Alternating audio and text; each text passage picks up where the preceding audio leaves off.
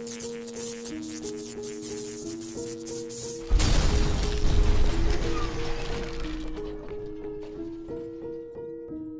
going on, guys? Welcome back. More NFL content. I want to talk about one of the more intriguing storylines this offseason, and that's the Sam Bradford contract, St. Louis Rams situation.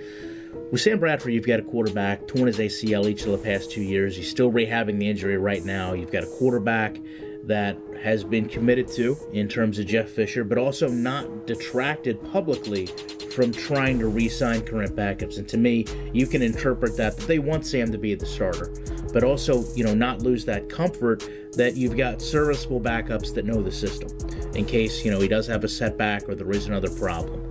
And I think the Rams know better than anybody if Sam Bradford can be an elite quarterback. I think it's easy to make a case that without the injuries, he makes the Rams a playoff caliber team. I know a lot of people want to call him a bust, Sam Bustford, however you want to say it, but, you also have to look back and acknowledge that he hasn't had a lot of great players to work with, whether we're looking at the line or the wide receivers.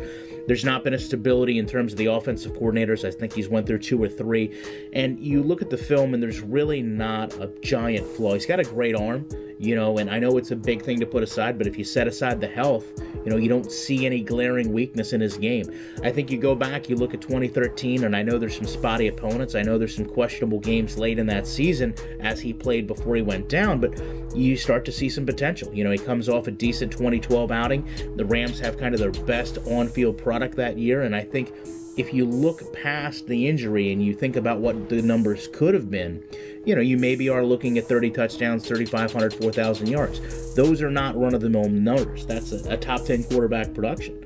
But you also have to acknowledge that they still weren't winning when he went down. And it's okay to talk about that potential, 2012, 2013. Now we're talking 5 years into a contract. Do you really want to talk about potential?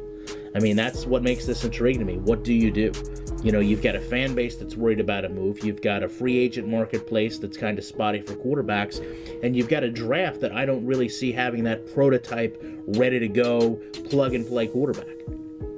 And apart from that, we're talking about the guy that most people, myself included, would say is single-handedly responsible for rookie wage scaling. I don't even want to use the term that you reward him. A lot of times when you talk about, a contract like this, it's rewarding the player for their on-field performance. At this point, it's almost like you reinvest in Sam Bradford. I mean, at this point, when you look back at his body of work, how much are we still looking at him maybe putting up numbers in college that we'd be paying for? I mean, 2010, he signs a 6-year, $78 million contract. What's he accomplished? There's guys in the league right now with 1 or 2 years of experience that are being called a bust that you could say have accomplished more than Sam Bradford. What's the return of investment on Sam Bradford? This guy's due to make $13 million this season, and we're talking about him maybe just competing for a job. Let's say he fails and gets injured again. Do the Rams really think there's going to be a better quarterback market next year? What happens to Sam Bradford? Is he lucky to get a flyer in a camp, come in, create a competition for a team in the offseason? But if he succeeds, do you want to have to deal with the open market knowing that there's not a lot of Sam Bradfords that are walking around? Do you want to get into a price match for what you would hope would at best be a moderately priced 3 to 4 year deal? What about getting out now? What's Sam Bradford's value right now? What does another team give up? There's been talk about the Buffalo Bills.